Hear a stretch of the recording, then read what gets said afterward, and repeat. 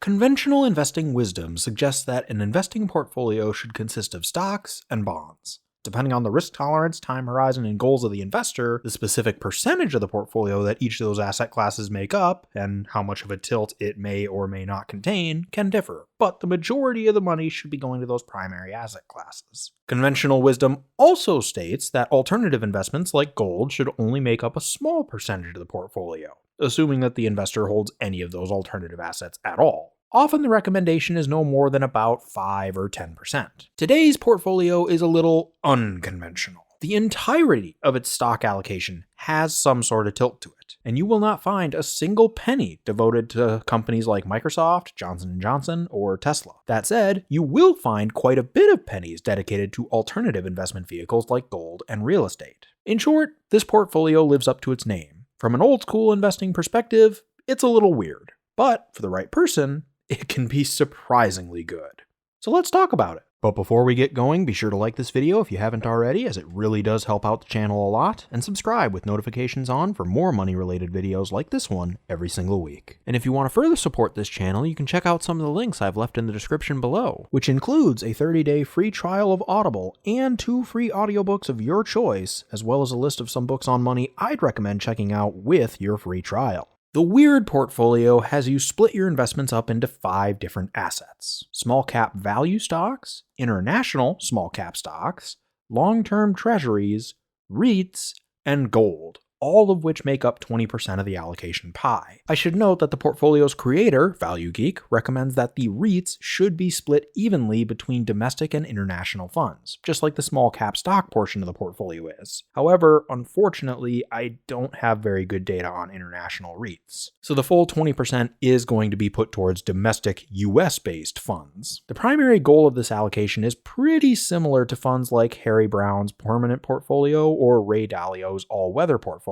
It's to produce decent returns in a wide variety of economic conditions while avoiding severe downside risk. With that being said, let's see if the WeaD portfolio manages to achieve its goals. As usual, we'll start by analyzing its historical returns. To analyze the returns, we'll be looking at several different metrics: the short and long-term inflation-adjusted returns for every year for which I have data available on all of the assets. In this case, that's since 1976. The risk-adjusted returns, how often the portfolio loses money on an inflation-adjusted basis and how severe those losses were, and of course how dependable the strategy is based on how sensitive those long-term returns are to when you decide to start investing, and how often the portfolio manages to hit our return targets. So, based on the data I have since 1976, the average 10-year inflation-adjusted return for the WeaD portfolio is about 7.8% per year. Its best and worst case return was around 12.2% and 2.7% per year, respectively. That suggests that a $10,000 investment would grow to an inflation-adjusted $21,100 over that time frame on average. At worst, you're looking at a nest egg of around $13,000, and at best, $31,600. In any given year, the returns have been as high as 36% or as low as negative 20%.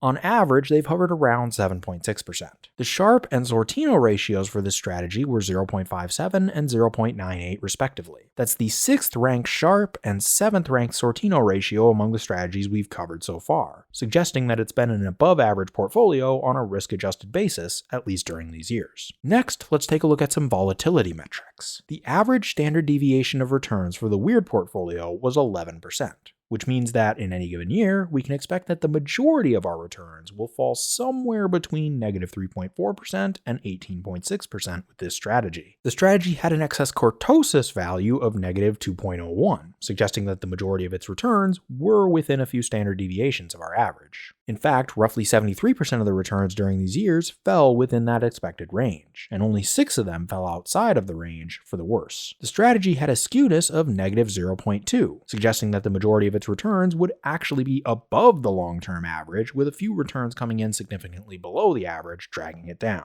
And as we see in the loss figures, that does appear to be the case. There were a total of 9 years, out of a possible 48, where the portfolio failed to keep pace with inflation in this sample. That's a loss frequency of just under 19%. Of those losses, 3 fell by at least 10%, and 1 of those fell by at least 20%. Thankfully, most of those downturns were recovered from relatively quickly, as there wasn't a single 10-year stretch where the strategy failed to keep pace with inflation. The closest it came was between 2013 and 2023, where it beat inflation by 2.7% per year. So all in all, not bad. Next, let's talk about start date sensitivity. Start date sensitivity, at least as we're measuring it in this series, takes a look at the rolling returns of the 10 years prior to each initial investment date and compares it to the rolling returns of the following 10 years to see how big of a difference there is between the two. It's a good way to get an idea of how dependable or trustworthy an investment strategy has been historically. And ideally, we want to keep our total start date sensitivity, measured here by the difference between the largest underperforming decade and the largest overperforming one, as low as possible. The WeaD portfolio had a total start date sensitivity of 13.8% during this time frame. The largest overperformance being 5.8% per year, which took place from 2003 to 2013. In those years, the WeaD portfolio had an inflation-adjusted return of 10.6% per year, beating out the returns of 1993 to 2003 of 4.8% per year. The largest underperformance was negative 8%, when the returns from 2013 to 2023 failed to match those produced from 2003 to 2013, primarily due to losing an inflation-adjusted 20% in that last year. On average, its start date sensitivity hovered around 3.3%, and it managed to earn at least an inflation-adjusted 6% per year in 76% of all 10-year stretches in this dataset. But that just about wraps up our analysis of the strategy's returns. Now let's move on to our crash analysis. A crash analysis is important to do for any investing strategy you're looking at because it's important to know that if you're going to be putting your life savings into something, that you'll be able to weather the storms when they come, financially and otherwise. In these videos, we look at several different metrics when analyzing the crashes. They are the depth of the crashes, how long it took for the portfolio to actually bottom out, how much the strategy rose and fell relative to the rest of the market, how much of its time was spent in crash or correction territory, how strong and sustainable its rebounds were, how long it took for the strategy to set new all-time highs, and the Ulcer Index, which seeks to give investors a better idea of what the investing experience will be like by considering both the depth and duration of downturns. For the WeaD portfolio, the deepest inflation-adjusted crash began in 2022, when it trailed inflation by 20%, and it's still trying to recover as of August 2023. That being said, I do want to pause and point out how impressive that is. We're looking back at just under 50 years of market history today, and this past year is the first, and at least to date, only time the WeaD portfolio has finished a year 20% or more below its previous all-time highs, even after adjusting for inflation, which as we all know was pretty high last year. Pretty impressive stuff. This is not unheard of course, but considering that it managed this while producing returns that are not too dissimilar from the stock-heavy portfolios we've examined in the past, again, it's pretty impressive. Its longest downturn took place from 1990 to 1992, when it trailed inflation by nearly 17%. The average downturn saw the WeaD portfolio fall just 10.6% from previous all-time highs, with a downside deviation of 6%, suggesting that the majority of downturns would see drops between 4.6 and 16.6% once they bottom out. On average, it takes around 1 to 2 months for the portfolio to bottom out, giving it a dive rate, or the amount the portfolio would hypothetically fall in an average downturn if it actually continued falling at the same rate for a full year, of 85%. In the year immediately after bottoming out, the WeaD portfolio had minimum, average, and maximum rebound intensities of 1.7%, 13.8%, and 22.3%. To get an idea of its longer-term resiliency, we can look at what I call the portfolio's comeback magnitude, which measures how much the portfolio grows each year on average between bottoming out and setting new all-time highs. In this case, the WeaD portfolio's comeback magnitude was 7.9% per year. On average, it took about a year and a half for the WeaD portfolio to set new highs after bottoming out. That means that on average, downturns lasted a little over a year and a half for this strategy. The strategy spent 9% of its time in correction territory, or at least 10% below all-time highs, and just 2% of its time in crash territory, or just 20% below all-time highs. Its downside capture ratio, which measures how far the portfolio falls relative to a benchmark in the months that the portfolio itself is down, was 106 when measured against the total stock market, suggesting that when it does fall, it falls a little bit more than the market as a whole in those years. And unfortunately, when the portfolio was rising, it was doing so at a slower rate than the overall market, scoring an upside capture ratio of just 44. This makes its overall capture ratio 41, suggesting that its combination of downside protection and upside potential caused it to fall short of the overall stock market in terms of long-term growth. Not surprising, as that happens to most portfolios. As far as the investing experience goes, the portfolio had an ULSR index as high as 0.3 during these years, though on average it hovered around 0.2. So all in all, not a very stressful allocation to hold.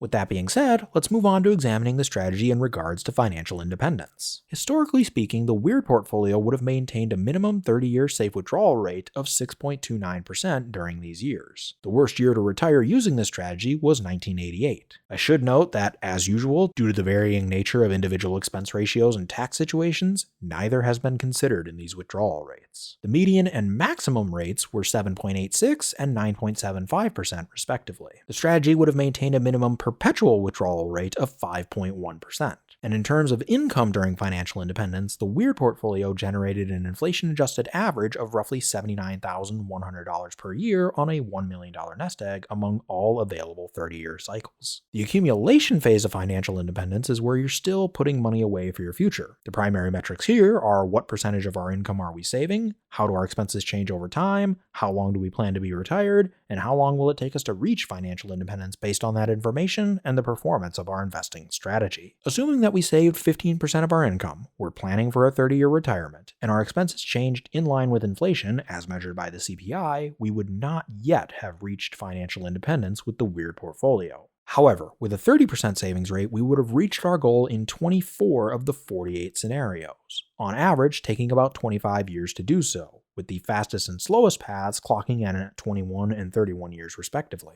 With a 50% savings rate, a hypothetical investor would have reached financial independence in 35 of the 48 scenarios, taking between 10 and 17 years to do so, with an average of 13 years. And finally, with an absolutely crazy 70% savings rate, the numbers improve even further, with a hypothetical investor reaching financial independence in 41 of the 48 scenarios, on average taking 5.5 years to do so, with the fastest and slowest paths coming in at 4 and 7 years respectively. The last metric I like to check under the financial independence banner is the strategy's scalability. And when I say scalability, I'm referring to the strategy's ability to scale up or increase its minimum safe withdrawal rates and or financial independence income metrics when we incorporate drawdown maximization techniques such as cash buffers, financial guardrails, and flexible spending budgets. The more scalable a strategy is, the larger the benefit we'll see in these metrics as more of these techniques are used. I reran all the simulations for the WeaD portfolio using the following assumptions. The upper and lower guardrails are set to 20% above or below the initial safe withdrawal rate.